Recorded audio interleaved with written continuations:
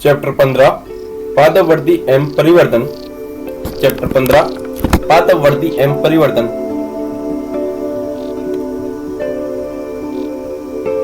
आपने पहले ही इस इकाई के अध्याय 5 के अंतर्गत फूल वाले पौधे के संगठन के बारे में अध्ययन किया है।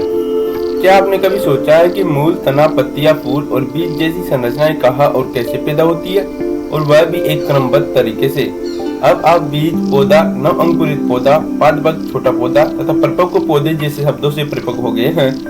आपने यह भी देखा है कि सभी पेड़ समय के अंतराल में ऊंचाई एवं गोलाई, चौड़ाई में लगातार वृद्धि करते हैं। हालांकि उसी वृक्ष की पत्तियां, फूल एवं फल आदि न केवल एक सीमित लंबाई चौड़ाई के होते हैं, बल्कि समयानुकूल वृक्ष से निकलते एवं गिर जाते हैं। यही प्रक्रिया लगातार दोहराई जाती है। एक पौधे में फूल आने की प्रक्रिया कायिक वृद्धि के बाद क्यों होती है? सभी पौधे के अंग विभिन्न तरह के ऊतकों से बने होते हैं। क्या एक कोशिका या ऊतक के अंग की संरचना और उसके द्वारा संपन्न की जाने वाली क्रियाकलाप के बीच कोई संबंध है? पौधे की सभी कोशिकाएं युग्मनज की संतति या वंशज होती है। तब सवाल ये उठता है कि क्यों और कैसे उनमें भिन्न भिन्न संरचनात्मक एवं क्रियात्मक विशेषताएं होती है। परिवर्तन दो प्रक्रियाओं का योग है, वृद्धि एवं विभेदन। शुरुआत में यह जानना अनिवार्य है कि एक परिपक्व वृक्ष का परिवर्तन एक युग्मक, एक निषेचित अंडा से शुरू होकर एक सुनिश्चित एवं उच्च नियमित वंशानुक्रम की घटना है। इस प्रक्रिया के दौरान एक जटिल शरीर रचना का गठन होता है, जो जड़ों, पत्तियों, शाखाओं, फूलों, फलों एवं बीजों को उत्पादित करता है और अंततः वे मर जाते हैं। इस अध्याय में उन कारकों के बारे में पढ़ेंगे जो इस परिवर्तन प्रक्रिया को संचालित एवं नियंत्रित करते हैं। ये कारक एक पौधे के लिए आंतरिक एवं बाहरी होते हैं।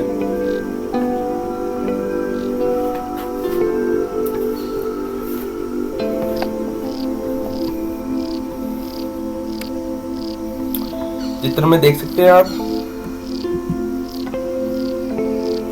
सेम के अंकुर एवं नवोदित का परिवर्तन, मिट्टी की रेखा, बीज पत्रदार, बीज पत्रावरण, बीज पत्रोपरि अंकुश, बीज पत्र।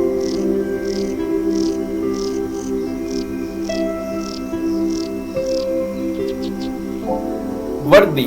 पॉइंट 5 वृद्धि। एक जीवित वस्तु के लिए वृद्धि को सर्वाधिक आधारभूत एवं सुस्पष्ट विविधता के रूप में जाना जाता है। वृद्धि क्या है?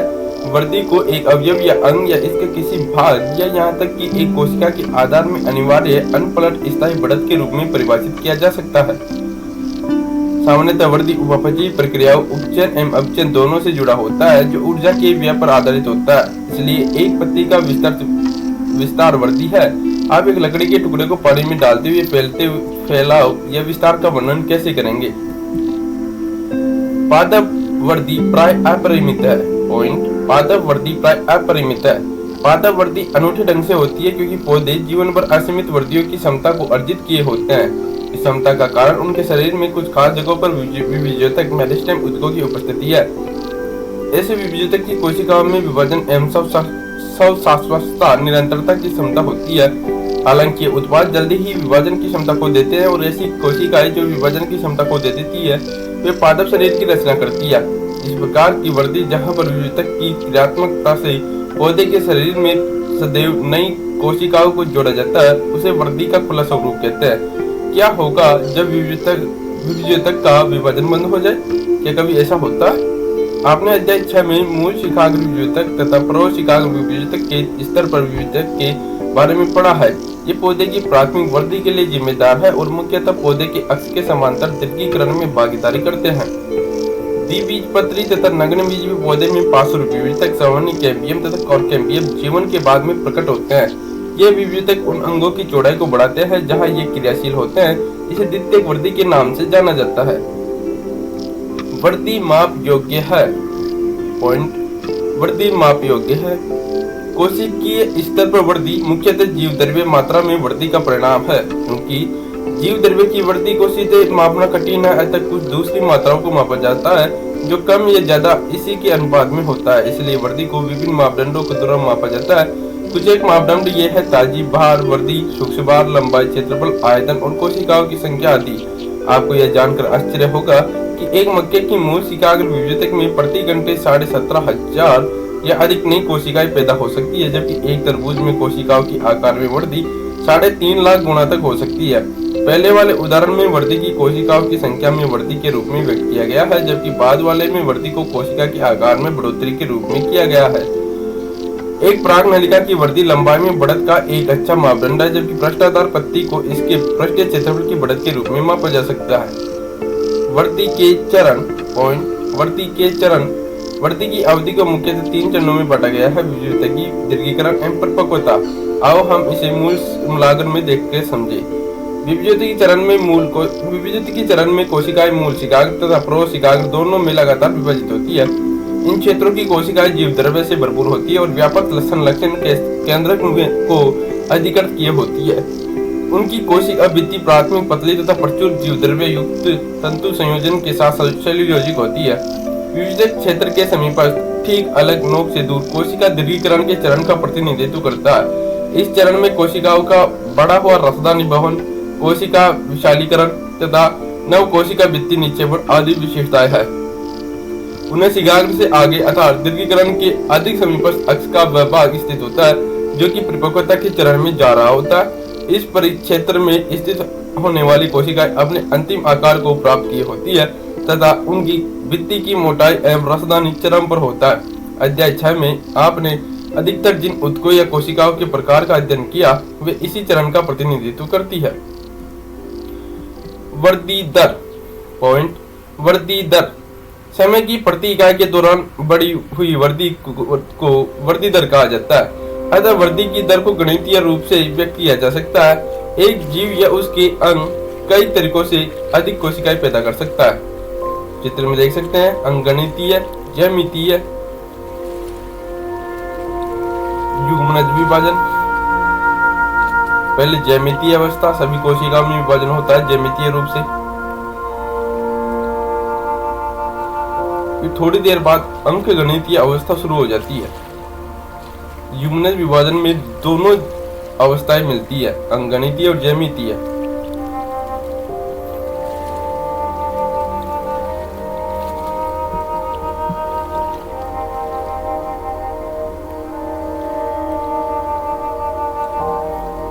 वृद्धि दर अंकगणितीय या ज्यामितीय रेखागणितीय संवर्धन हो सकती है। अंकगणितीय वृद्धि में समसूत्री विभाजन के बाद केवल एक पुत्री कोशिका लगातार विभाजित होती रहती है जबकि दूसरी विभेदित एवं परिपक्व होती रहती है। अंकगणितीय वृद्धि एक सरलतम अभिव्यक्ति है जिसे हम निश्चित दर पर दीर्घीकृत होते मूल में देख सकते हैं। चित्र 5.5 को देखो, जिसमें अंक की लंबाई समय के विरुद्ध आलेखित की गई है, जिसके फलस्वरूप रेखीय वक्र पाया गया है। इसे हम गणितीय रूप में इस प्रकार चक्र कर सकते हैं: LT बराबर L0 plus RT, LT time t के समय लंबाई, L0 टाइम शून्य के समय लंबाई, R वृद्धि दर दीर्घीकरण प्रति इकाई समय।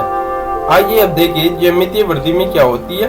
हालांकि अधिकतर प्राणियों में प्रारंभिक वृद्धि लैग फेज धीमी होती है और यह इसके बाद तीव्र गति से एक चरघातांक की दर लोग या चरघातांक चरण में बढ़ती है। यहाँ पर दोनों संतति कोशिकाएं एक समसूत्री कोशिका के विभाजन का अनुकरण करती है तथा विभाजित होने पर लगातार ऐसा करते रहने की काबिलियत बनाए रखती है। हालांकि सीमित पोषण आपूर्ति के साथ वृद्धि धीमी पड़ती हुई स्थिर चरण की ओर बढ़ जाती है। यदि हम समय के प्रति वृद्धि के मापदंड को नियोजित करते हैं तो हम एक विशिष्ट सिग्मोइड या एस वक्र पाते हैं। एस वक्र सभी जीवित प्राणियों की विशिष्टता है जो स्वाभाविक पर्यावरण में बढ़त रहे हैं। यह सभी कोशिकाएं ऊतकों एवं एक पौधे के विशेष अंगों के लिए आदर्श है। क्या आप अन्य ऐसे ही अधिक उदाहरणों के बारे में सोच सकते हैं? मौसमी क्रियाकलाप प्रकट करने वाले एक वृक्ष से आप किस तरह के वक्र की अपेक्षा कर सकते हैं? चरघातांक की वृद्धि को इस प्रकार प्रकट किया जा सकता है: WT बराबर W0 ERT, W1 अंतिम आकार, 12 ऊंचाई संख्या आदि, W0 प्राथमिक आकार प्रारंभिक समय में, R वृद्धि दर, T समय में वृद्धि, E स्वाभाविक लघु गुणक का आधार। यहाँ R एक सापेक्षिक वृद्धि दर है तथा साथ ही पौधे द्वारा नई पादप सामग्री को पैदा करने की क्षमता को मापने के लिए है।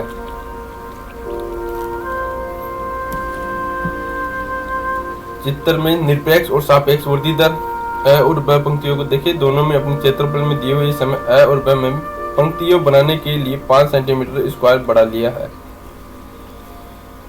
जिसे एक दक्षता सूचकांक के रूप में संदर्भित किया जाता है। अतः W1 का अंतिम आकार W0 के प्रारंभिक आकार पर निर्भर करता है। जीवित प्रणाली की वृद्धि के बीच मात्रात्मक तुलना भी 2 तरीकों से की जाती है। पहला, मापन और प्रति यूनिट टाइम की कुल वर्दी की तुलना, जिसे परम वर्दी दर कहते हैं। दूसरा, दी गई प्रणाली की प्रति यूनिट समय पर वर्दी को सामान्य आधार पर प्रकट करना, उदाहरणार्थ प्रति यूनिट प्रारंभिक मापदंड या पैमाइश को सापेक्षिक वर्दी दर कहते हैं। देखिए चित्र 15.7। यहाँ दो पत्तियां अ और ब विविध आकार की दिखाई गई है, लेकिन एक दिए गए समय में उनके संपूर्ण क्षेत्रफल में वर्दी समान है, फिर भी उनमें से एक की सापेक्षिक वर्दी दर ज्यादा है। यह कौन सी है और क्यों? वर्दी के लिए दशाएं। वर्दी के लिए दशाएं। आप यह लिखने की कोशिश क्यों नहीं करते कि पौधे की वृद्धि के लिए जरूरी चीजें क्या है? इस सूची में जल, ऑक्सीजन तथा पोषक तत्व अवश्य होने चाहिए जो वृद्धि के लिए अनिवार्य है।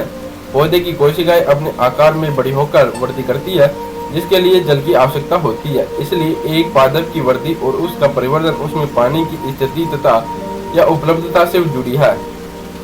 वृद्धि के लिए आवश्यक एंजाइमों की क्रियाशीलता के लिए जल एक माध्यम उपलब्ध कराता है तथा ऑक्सीजन उपपक्षी ऊर्जा को मुक्त करने में मदद करती है।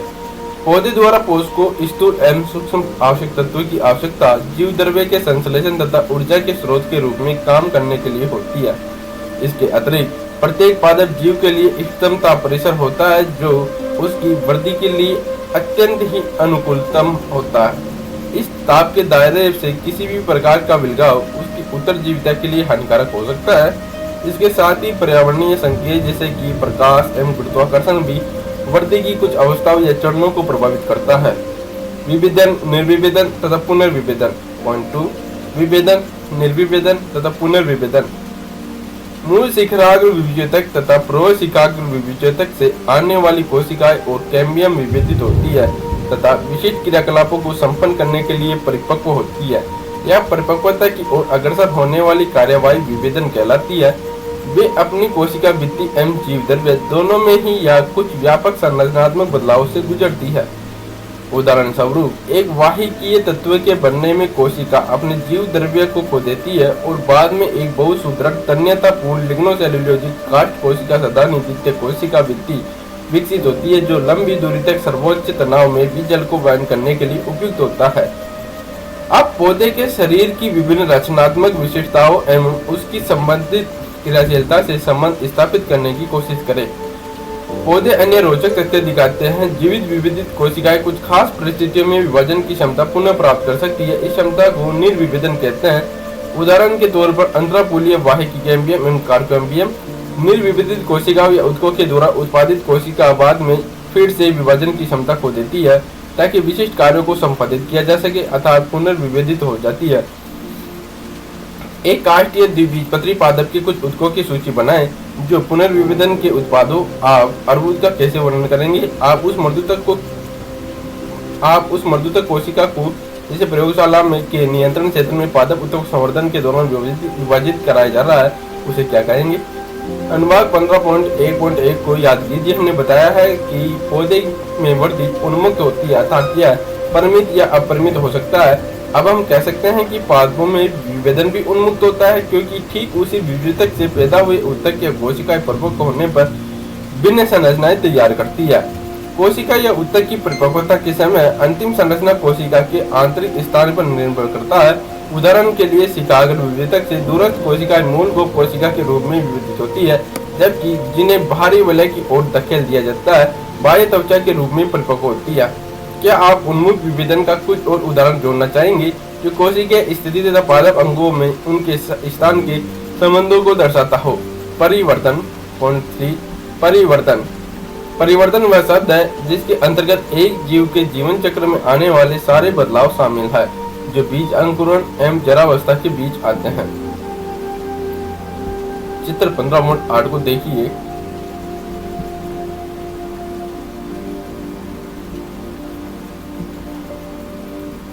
चित्र 15.8 एक पादप कोशिका के विकासात्मक प्रक्रम का अनुक्रम है।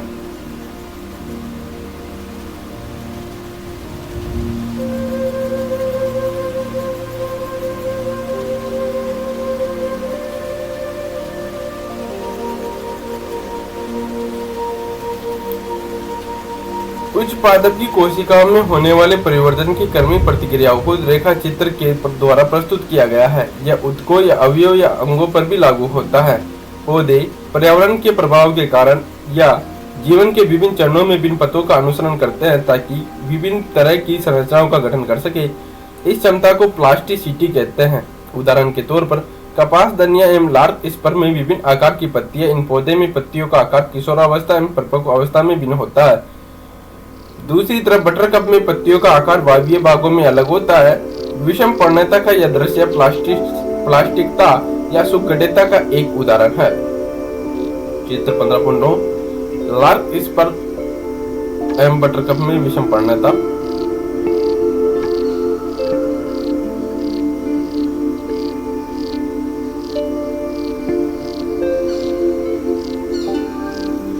अतः एक पौधे के जीवन में वृद्धि, विभेदन और परिवर्तन बहुत ही निकट संबंध रखने वाली घटनाएं हैं।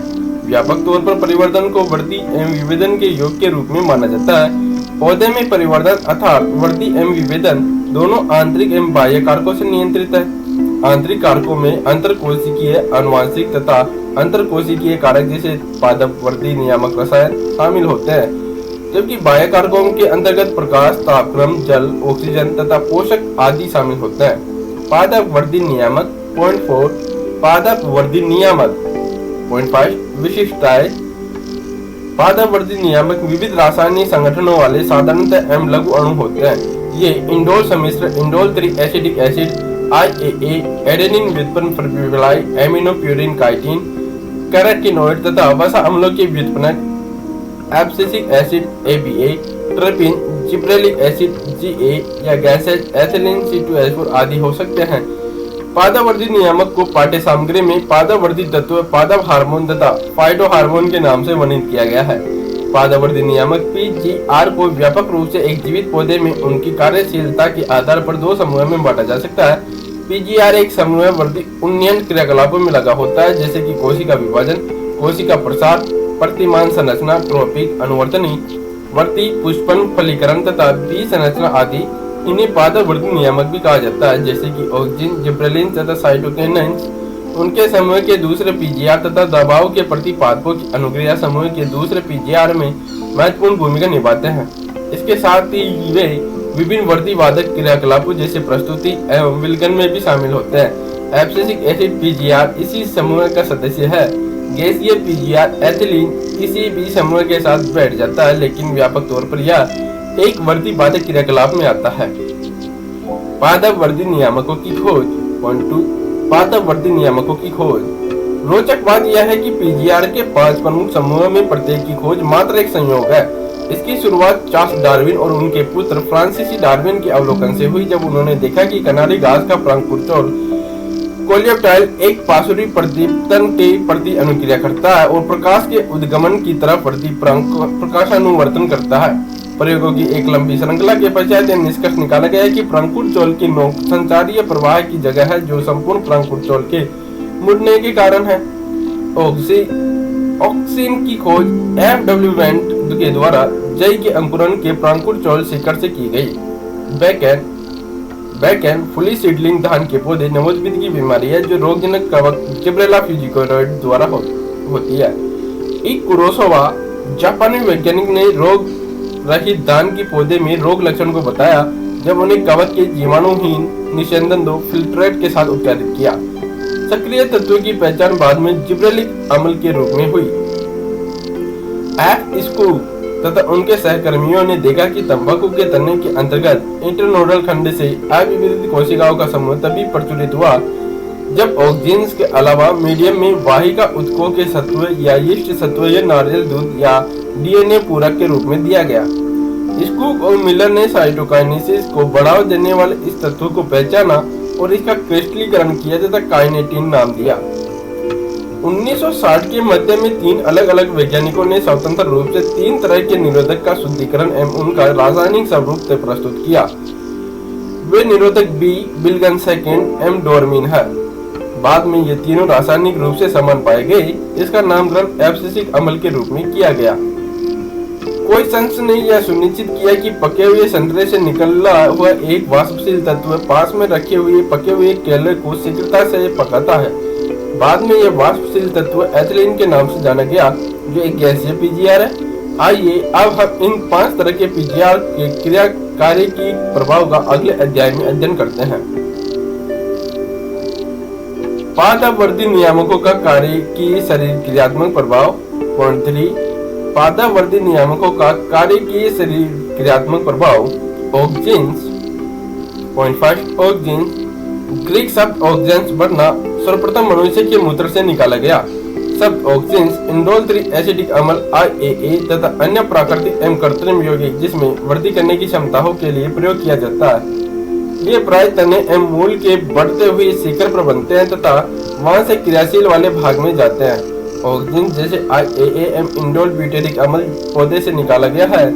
IAA नैप्थलीन एसिडिक अम्ल तथा 2,4-D 2,4-डाइक्लोरोफेनॉक्सी एसिटिक एसिड कृत्रिम ऑक्जेंस है। ऑक्जेंस का उपयोग एक विस्तृत दायरा है और ये बागवानी एवं खेती में प्रयोग किए गए हैं। ये तनों की कटिंग, कलमों में जड़ फूटने, रूटिंग में सहायता करते हैं जो पादप प्रवर्धन में व्यापकता से इस्तेमाल होती है। ऑक्जेंस पुष्पन को बढ़ा देती है जैसे अनानास में। ये पौधे के पत्तों एवं फलों को शुरुआती अवस्था में गिरने से बचाते हैं तथा पुरानी एवं परिपक्व पत्तियों एवं फलों के विलगन को बढ़ावा देते हैं। उच्च पादपों में वृद्धि करती अग्रस्त कलिका पार्श्व कक्षक कलियों की वृद्धि को अवरोधित करते हैं। इसे शीघ्राग्र प्रधान्यता एपिकल डोमिनेंस कहते हैं। पर्वत सिरों को हटाने, सिर छेदन से प्राय पार्श्व कलियों की वृद्धि होती है। देखिए चित्र। यह बात व्यापक रूप से चाय रोपण एवं बाड़ बनाने हेज मेकिंग में लागू होती है। क्या आप बता सकते हैं क्यों? इसके साथ ही ऑक्जेंस अनिषेक फलन को प्रेरित करता है जैसे कि टमाटर में। इन्हें व्यापक रूप से शाकनाशी के रूप में प्रयोग किया जाता है। 2,4-D व्यापक रूप से द्विबीजपत्री खरपतवार का नाश कर देता है लेकिन एक बीजपत्री परिपक्व पौधे को प्रभावित नहीं करता है। इसका उपयोग मालिकों के द्वारा लौन को तैयार करने में किया जाता है। इसके साथ ही ऑक्जेंस जाइलम विभेदन को नियंत्रित करने तथा कोशिका के विभाजन में मदद करता है। जिब्रेलिन्स। Point 2, gibberellins. जिब्रेलिन्स एक अन्य प्रकार का प्रोत्साहक PGR है। 100 से अधिक जिब्रेलिन्स की सूचना विभिन्न जीवों से आ चुकी है जैसे कि कवकों और उच्च पादपों से। इन्हें GA1, GA2, GA3 इसी तरह से नाम किया गया है। हालांकि GA3 वह जिब्रेलिन्स है जिसकी सबसे पहले खोज की गई थी और अभी भी सभी से अधिक सघनता से अध्ययन किया जाने वाला स्वरूप है। सभी GAS अम्लीय होते हैं। ये पौधे में एक व्यापक दायरे की कार्य की अनुक्रिया देते हैं। ये अक्ष की लंबाई बढ़ाने की क्षमता रखते हैं अतः अंगूरों के डंठल की लंबाई बढ़ाने में प्रयोग किए जाते हैं। जिब्रेलिन्स सेव जैसे फलों को लंबा बनाते हैं ताकि वे उचित रूप ले सके। ये जरावस्था को भी रोकते हैं ताकि फल पेड़ पर अधिक समय तक लगे रह सके और बाजार में मिल सके। GA3 की आसव शराब उद्योग में मोल्टिंग की गति को बढ़ाने के लिए उपयोग किया जाता है। गन्ने के तने में कार्बोहाइड्रेट चीनी या शर्करा के रूप में एकत्र रहता है। गन्ने की खेती में जिब्रेलिन्स छिड़कने पर तनों की लंबाई बढ़ती है। इससे 20 टन प्रति एकड़ ज्यादा उपज बढ़ जाती है। GA छिड़कने पर किशोर शंकु वृक्षों में परिपक्वता तीव्र गति से होती है अतः बीज जल्दी ही तैयार हो जाता है। जिब्रेलिन्स चुकंदर पत्ता गोभी एवं अन्य रोजेटी स्वभाव वाले पौधों में मोल्टिंग पुष्पन से पहले अंतर्प्रव का दीर्घीकरण को बढ़ा देता है। साइटोकाइनेसिस।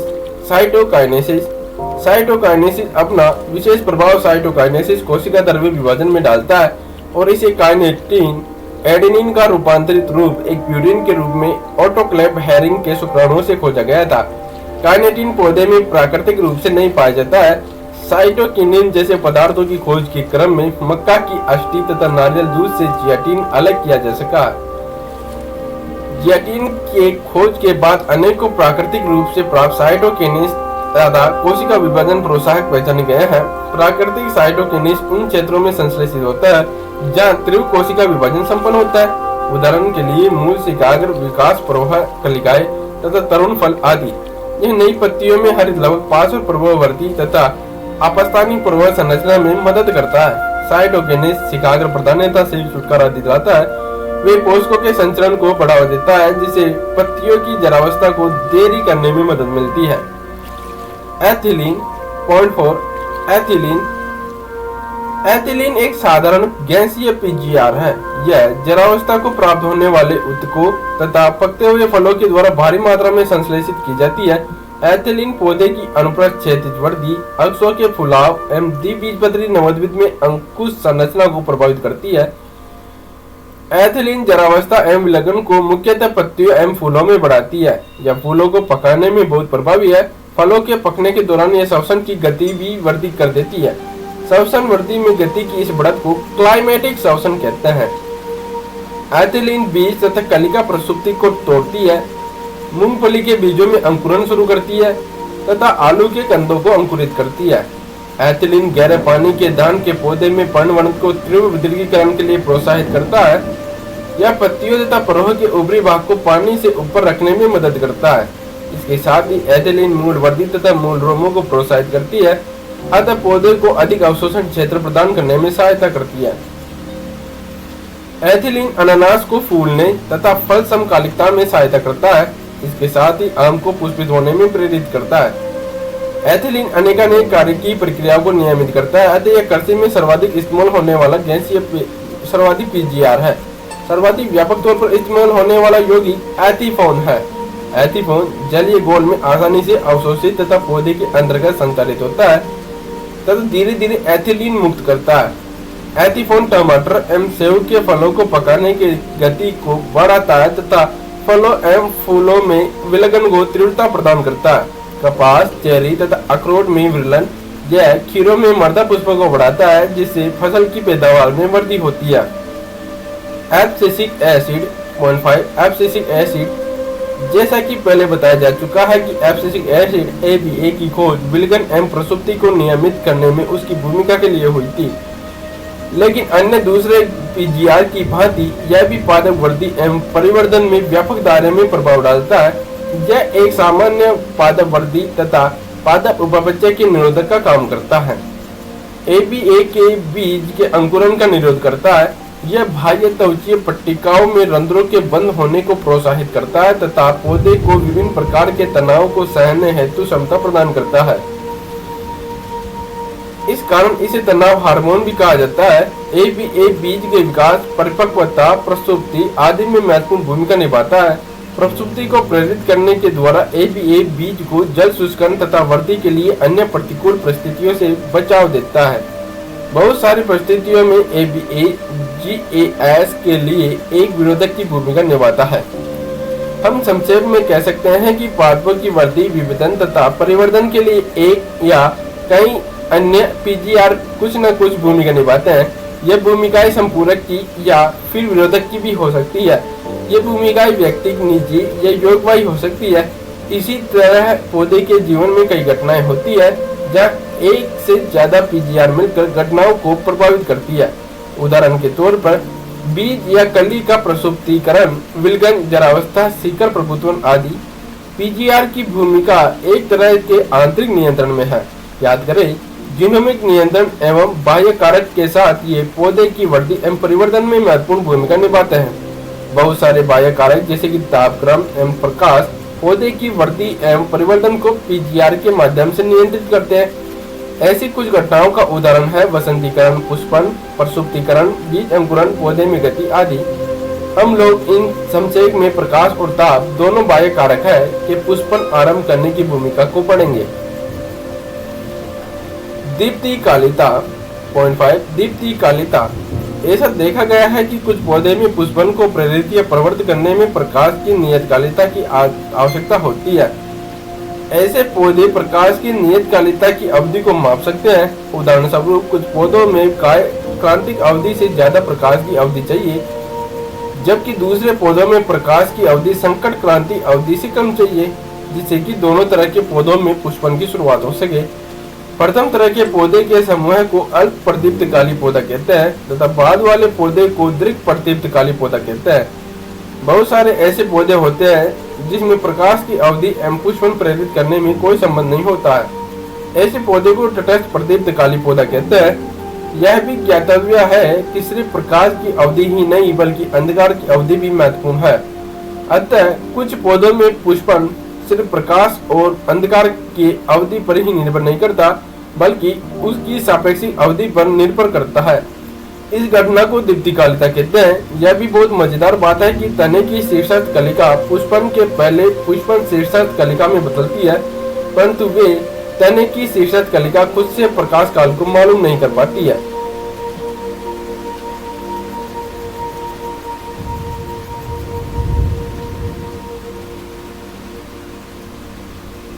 प्रकाश काल का अनुभव पत्तियां करती है।